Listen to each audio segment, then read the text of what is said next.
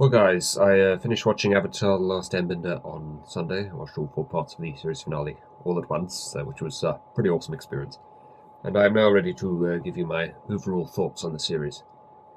Now, I know this is going to seem a bit odd, me comparing it to Teen Titans, but that is the show that I had seen just before this. And my basic conclusion to Teen Titans is that it's a good show with great characters. The real driving force of that show was the characters. The stories that they were given were just kind of good.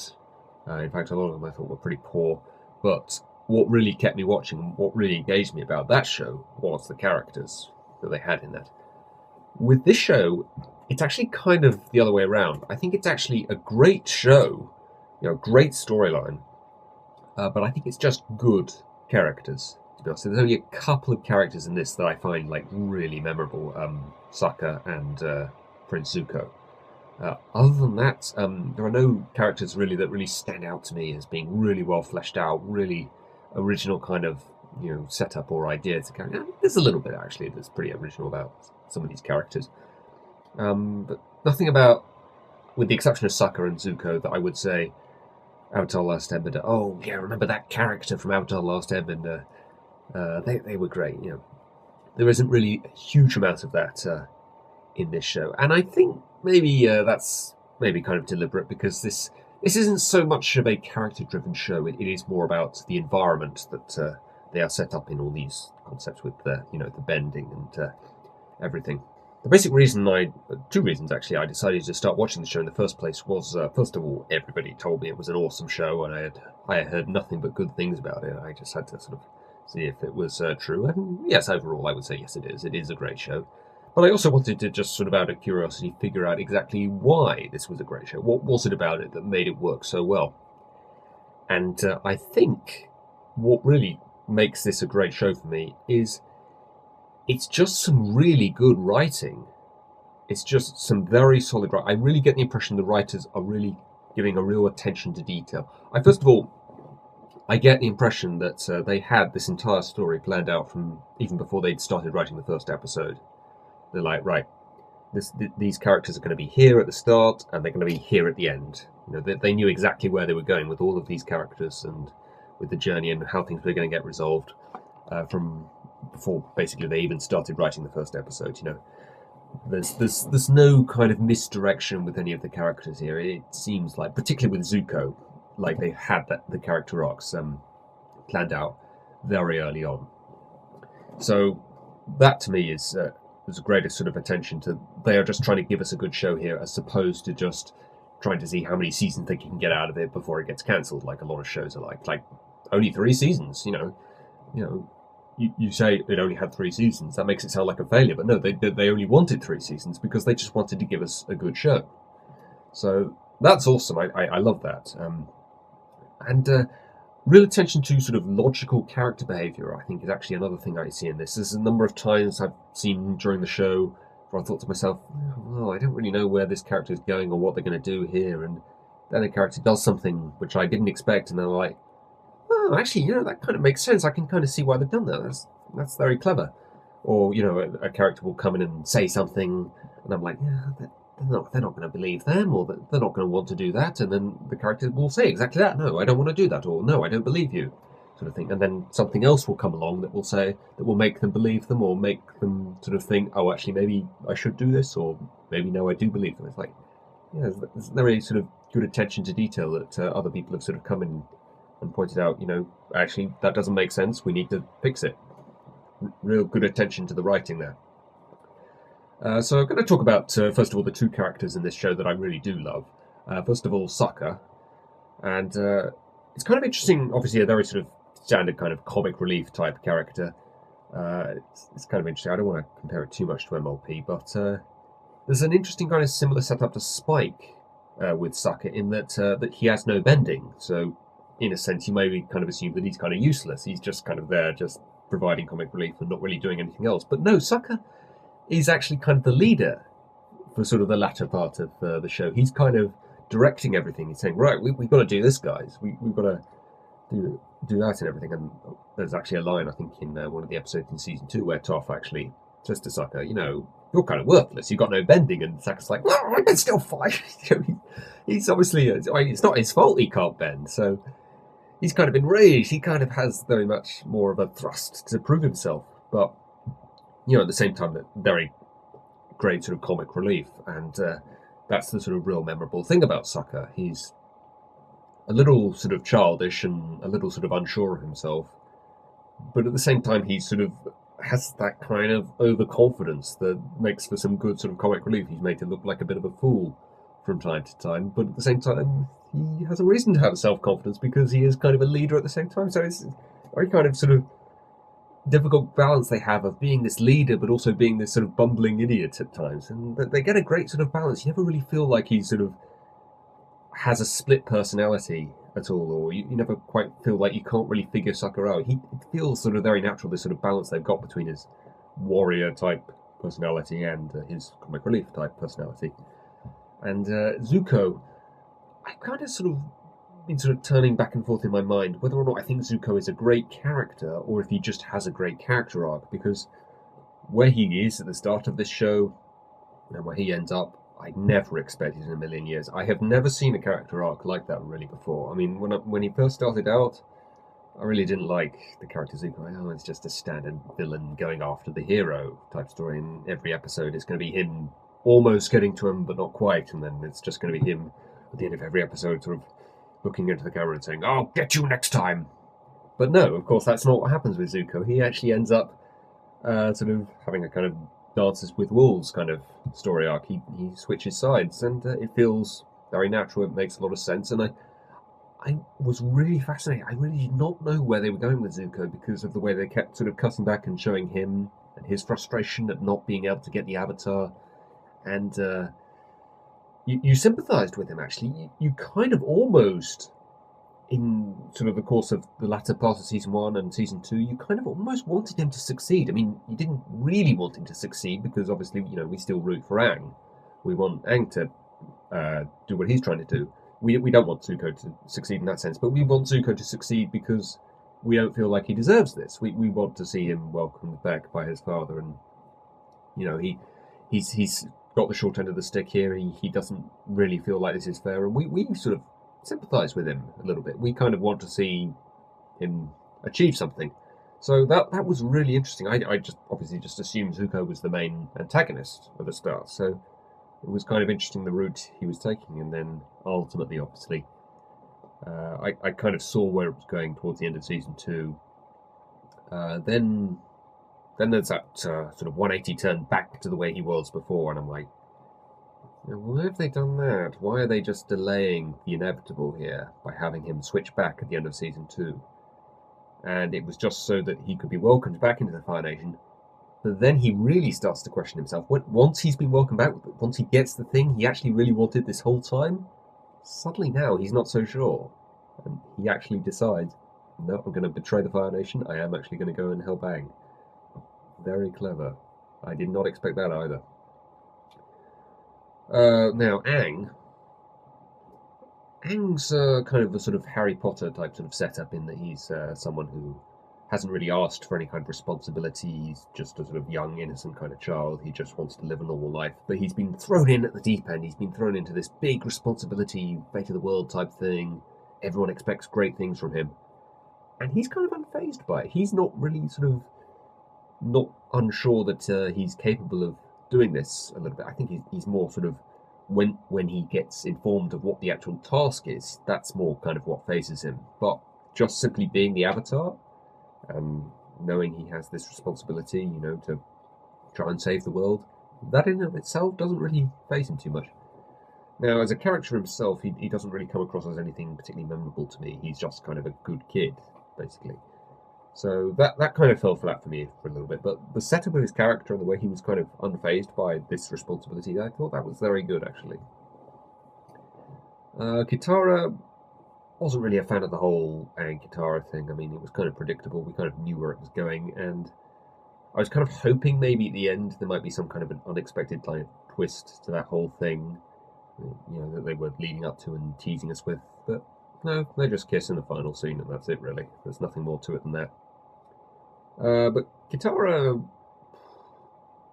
again, I don't really have a huge amount to say about her. She's kind of more of a motherly type figure to Aang, which is why it's kind of weird that they end up being together. But yeah, at the same time with Katara, I was kind of sort of interested to see what it was like being the only waterbender in her tribe now, basically, the same way that Aang was the only airbender left. But they never really sort of get into anything like that.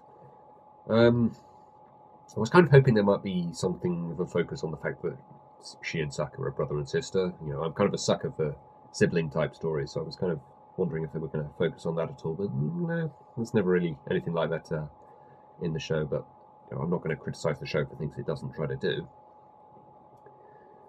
And to be honest, actually, I did not really see this as an absolutely outstanding, great show after I saw the first season. After I saw the first season, it was like, yeah, that was enjoyable enough, but there's nothing about this that really screams greatest show ever made.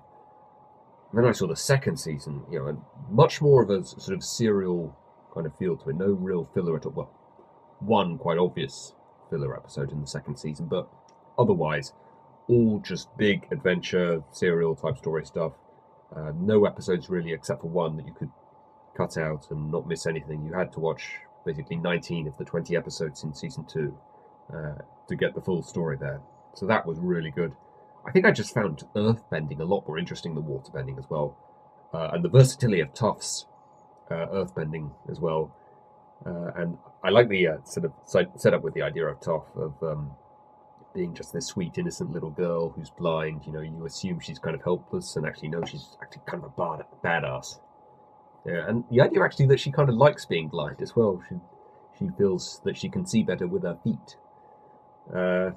And there's good attention to the animation on Tuff, really, with whenever you see her talking. It's kind of a little reminder of the fact that she is blind by her just sort of looking off like this, not actually looking at what she's talking to or who she's talking to, sort of thing. That's quite, again, quite a good attention to detail there. Never quite sure what was going on with her sort of character relationships. It was kind of implied at times that maybe she had a thing for Sokka, and then I kind of assumed, you know, with Aang and Katara, Sokka and Zuki, maybe she was going to end up with Zuko. But no, it didn't happen like that. That would have been an awfully kind of rushed romance at the very end there if they'd done that. So I was glad they didn't do that. And yeah, just a lot of real sort of versatile stuff that she does with her earthbending. I'm not seem to be times during season 2 when she's blocking projectiles or picking up projectiles while they're in the air and throwing them back at people. How does she know where they are?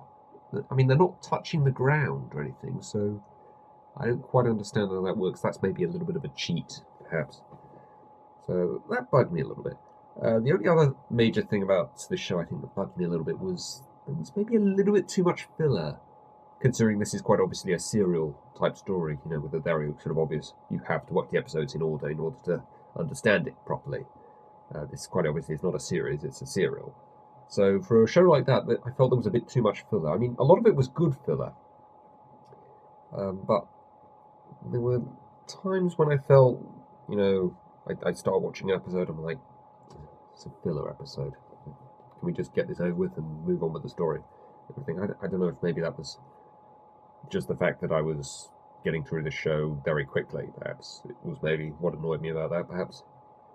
And maybe just the fact that there are only 61 episodes in total. So I kind of wanted every episode to focus on the main story, perhaps, also.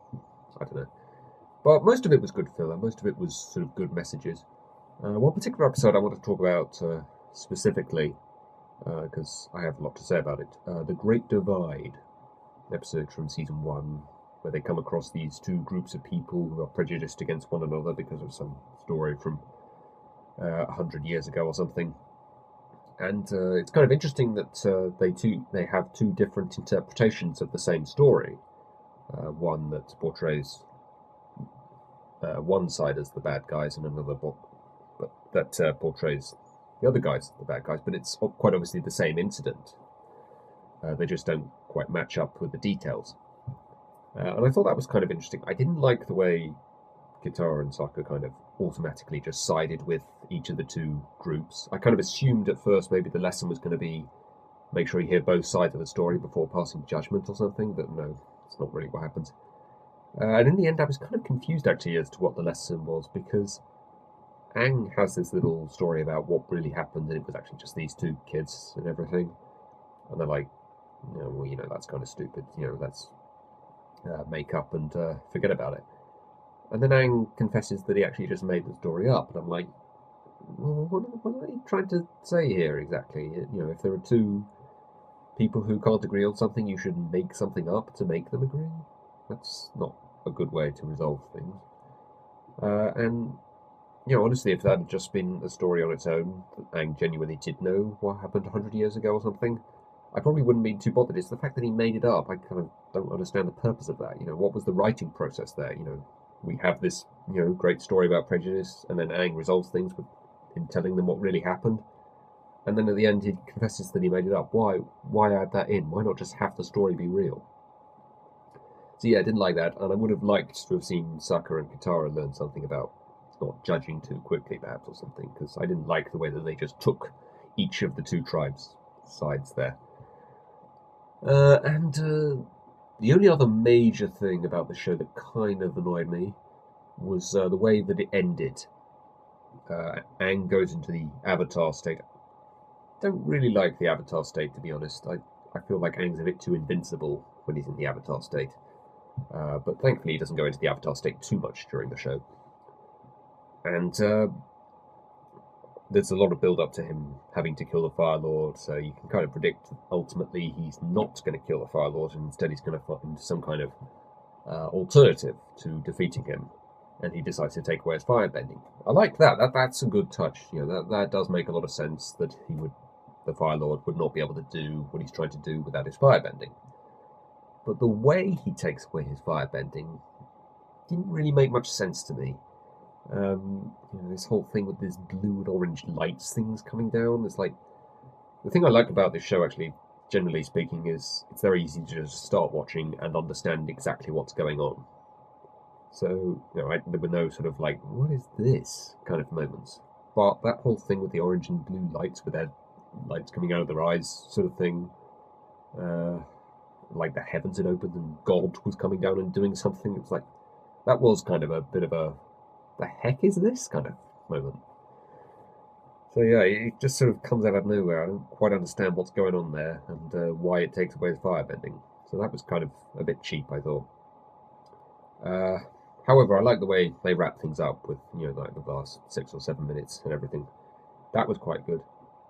I suppose the other thing I didn't really like about this show is the romance they had. I know shipping is a big thing among fan bases now. I'm not a huge fan of it myself. I could have done without the whole Aang Katara thing, and I could definitely have done without the whole Suki Sokka thing. What the hell does Suki see in Sokka to make her fall in love with him? I like him as a character. He doesn't come across as a particularly sort of desirable guy to be with. He's a bit of a nitwit, really, a bit of a loser, a bit of a goofball, if you like. So I don't quite understand what she's using him there, really. It's that first episode you see her in. He insults her, basically, dismisses her as, just a girl. And then, after a little bit of training with her, suddenly, then, she's in love with him. Where'd that come from?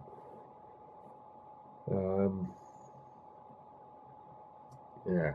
I don't know what Sokka is doing right to make all these girls throw themselves at him, because Princess Yue was kind of like that as well. She was like, Sokka says, like, a few words to her, and then she kisses him.